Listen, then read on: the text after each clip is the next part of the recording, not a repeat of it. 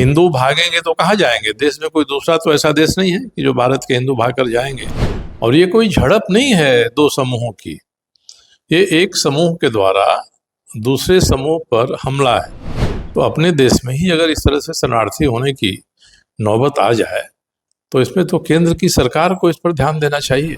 इससे ये लगता है कि जैसी बंगाल की सरकार है उसी तरह की छवि झारखंड की सरकार भी बनाने की कोशिश हो रही है। नमस्कार, फॉलो अप देख रहे हैं आप। मैं आपके साथ अभिषेक पीयूष। जैसा कि आप सभी जान रहे हैं, वक्फ संशोधन कानून के बाद बंगाल के मुर्शिदाबाद में जिस तरह से दो समुदाय के बीच में हिंसक झड़प हुई है, इसके बाद बंगाल के अब कुछ लोग जो है वो झारखंड के सीमावर्ती क्षेत्र जैसे पाकुड़ और साहिबगंज में शरण लेने के लिए पहुंच रहे हैं। इस मामले को लेकर के राज्यसभा सांसद दीपक प्रकाश ने झारखंड के मुख्यमंत्री हेमंत सोरेन को पत्र लिखा है और बंगाल से आने वाले शरणार्थियों को उन्होंने शरण देने की बात कही है। उनके लिए शेल्टर बनाने के साथ ही जो है उन्हें भोजन उपलब्ध कराने और चिकित्सा मुहैया कराने तक की बात कही है। इसे लेकर के उन्होंने मानवता और संविधान का भी हवाला दिया है। इस संबंध पर बात करने के लिए अभी हमारे साथ जमशेदपुर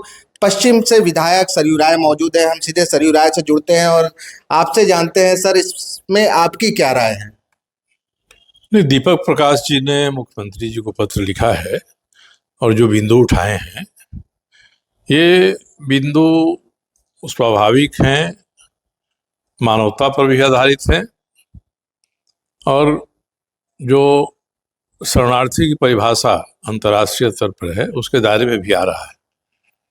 कोई अगर उसके इलाके में उपद्रव हो गया, राज्य की सरकार संरक्षण नहीं दे रही है और किसी दूसरे राज्य में भाग कर आया है तो स्वाभाविक शरणार्थी है। पहल करके प्रोएक्टिव होकर झारखंड की सरकार को उनके रहने की, खाने पीने की व्यवस्था करनी चाहिए और पड़ोस के राज्य के मुख्यमंत्री से बात करनी चाहिए कि उस इलाके में आप ऐसा वातावरण पैदा करें कि फिर से जा सकें। नहीं तो हमारे देश में तो 1990 के दशक में कश्मीर से हिंदुओं का, कश्मीरी पंडितों का पलायन हो गया। आज जगह जगह शरणार्थी के रूप में है, वो लौट नहीं रहे वहाँ पर, ऐसी स्थिति पैदा हो गई है। अब कश्मीर के बाद बंगाल भी उसी रास्ते पर चलेगा तो फिर देश के हर कोने से ऐसी स्थिति होगी। और ये कोई झड़प नहीं है दो समूहों की, ये एक समूह के द्वारा दूसरे समूह पर हमला है। उनका घर जला देना है, उनको, उनके गांव को बर्बाद कर देना है, उनको भगा देना है। तो अपने देश में ही अगर इस तरह से शरणार्थी होने की नौबत आ जाए तो इसमें तो केंद्र की सरकार को इस पर ध्यान देना चाहिए। राज्य की सरकार अगर कानून व्यवस्था का पालन नहीं करा पा रही है तो केंद्र को चाहिए कि आंशिक रूप से आपातकाल की स्थिति घोषित करे, धारा 356 का उपयोग करे और वहाँ राष्ट्रपति शासन लगाए। अगर पूरे बंगाल में नहीं लगा सकती है तो बंगाल के एक हिस्से में लगा दे, उसका शासन राज्य की सरकार ले। वैसे भी हाईकोर्ट के निर्देश पर केंद्रीय पुलिस बल वहाँ तैनात हो गए हैं।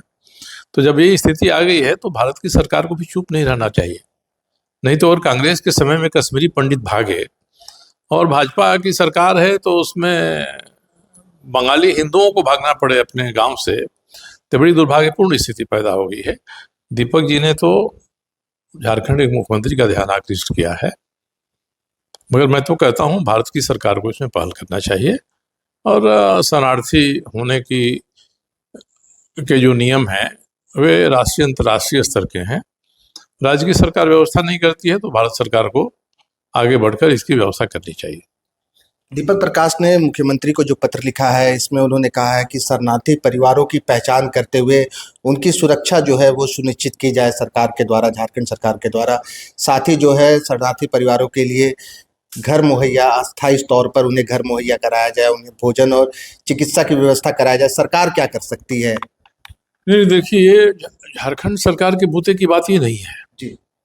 उनकी पहचान हो जाए तो झारखंड की सरकार उनको बंगाल में तो नहीं स्थापित कर सकती है ले जाकर, और अपने यहाँ अगर कोई उनकी अस्थायी व्यवस्था करती है तो ये भी दुर्भाग्यपूर्ण स्थिति पैदा होगी कि पड़ोस के बंगाल से भाग के लोग आ रहे हैं और झारखंड की सरकार उनको शरण दे रही है।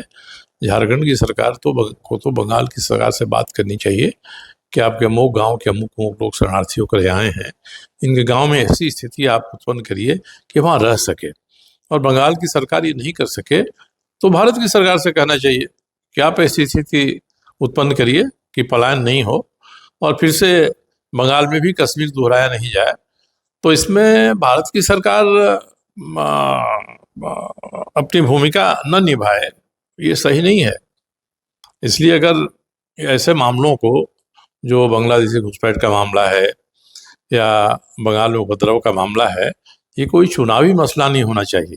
जब चुनाव आ गया तो हम घूम घूम कर लंबा भाषण देंगे कि घुसपैठी आ रहे हैं, आदिवासियों के घर शादी विवाह कर रहे हैं। ये मसला चुनावी नहीं होकर ये राष्ट्रीय मसला है और चुनाव के बाद भी उसी शिद्दत से इसको उठाया जाए तब इसका समाधान संभव है। अब अमेरिका के राष्ट्रपति ट्रंप ने तो जो भी उनके यहाँ अवैध प्रवासी हैं उनको तो प्लेन में ठूस करके हथकड़ी ला के भारत भेज दिया, और जो यहाँ बांग्लादेश के लोग हैं उनकी पहचान करके आप उनको क्यों नहीं भेज रहे हैं? उनको सीधे बांग्लादेश बॉर्डर में इनको डिपोर्ट करना चाहिए, हटाना चाहिए। ये चीज़ें कड़ाई से भारत की सरकार को इसमें कदम उठाना पड़ेगा।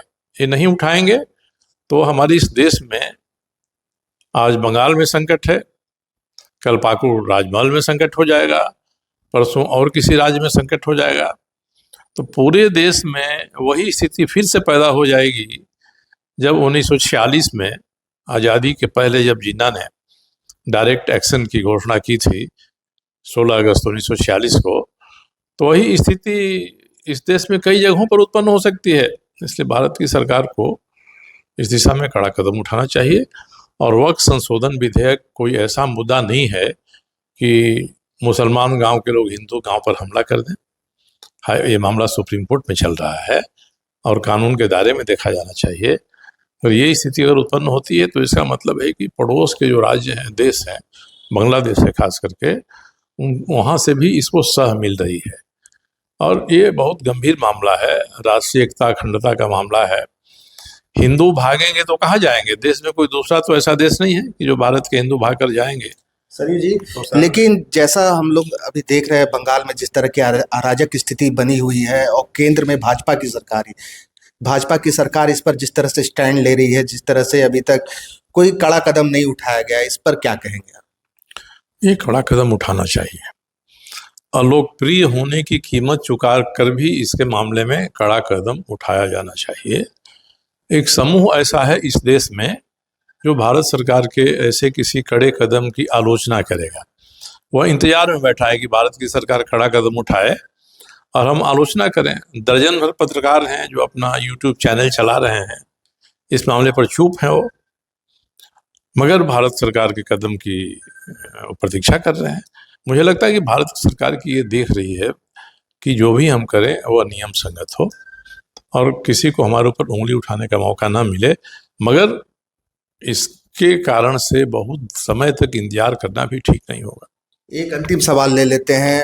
दीपक प्रकाश इस पूरे मामले पर टीम गठन करने की बात कह रहे हैं, लेकिन वहीं दूसरी ओर पाकुड़ का जो जिला प्रशासन है उसके द्वारा वहां पर धारा 144 लागू कर दी है 18 अप्रैल से लेकर के 15 मई तक के लिए। तो ये स्थिति इसलिए है क्योंकि ये जो क्षेत्र है ये बंगाल के सीमा से जो है सटे हुए हैं और यहाँ वैसी अराजक स्थिति ना बन पाए। ऐसे में क्या देख पा रहे हैं? दो तरफ से दो तरह की चीजें हो रही। 144 धारा अगर बंगाल से भागकर झारखंड आ रहे लोगों को नहीं आने देने की लगाई गई है तो दुर्भाग्यपूर्ण स्थिति है। 144 की अपनी सीमा है, अपनी मर्यादा है, किसी खास परिस्थिति में लगाई जाती है। कोई बंगाल के लोग यहाँ भागकर जो आ रहे हैं वो यहाँ उपद्रव करने के लिए तो आ नहीं रहे हैं, वो तो शरण लेने के लिए आ रहे हैं। और ये अगर पाकुड़ का और साहेबगंज के प्रशासन का रवैया है तो ये निंदनीय है। कुछ ही दिन पहले हाईकोर्ट में पाकुड़ साहेबगंज के डीसी और एसपी ने एफिडेविट दिया है कि हमारे यहाँ कोई बांग्लादेशी नहीं है और एनआईए जांच कर रही है, थोक के भाव से वहाँ मिल रहे हैं। तो ये तो आज न कल फिर ये लोग कोर्ट के सामने ये खड़े किए जाएंगे। तो इससे ये लगता है कि जैसी बंगाल की सरकार है उसी तरह की छवि झारखंड की सरकार भी बनाने की कोशिश हो रही है। मगर झारखंड की सरकार को, मुख्यमंत्री को सचेत रहना चाहिए।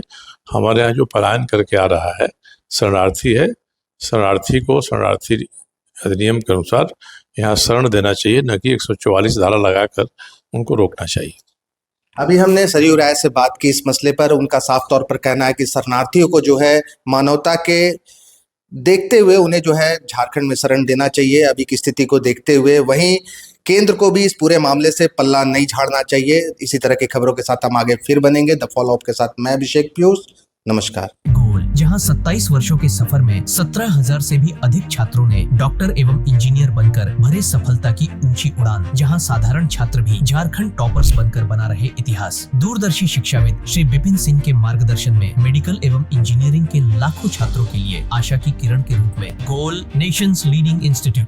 बायोम सिर्फ मेडिकल प्रिपरेशन का संस्थान। बायोम से लगातार दूसरी बार नीट यूजी में 700 मार्क्स पार। 10th पास स्टूडेंट्स के लिए फाउंडेशन कोर्स, 11th पास स्टूडेंट्स के लिए फ्रेशर कोर्स और 12th पास स्टूडेंट्स के लिए टारगेट कोर्स 17 अप्रैल से शुरू हो रहे हैं। कॉल 7360066190 और visit Biome, Circular Road near Women's College and Hinoo, Ranchi. thefollowup.in. Like, share, and subscribe. www.thefollowup.in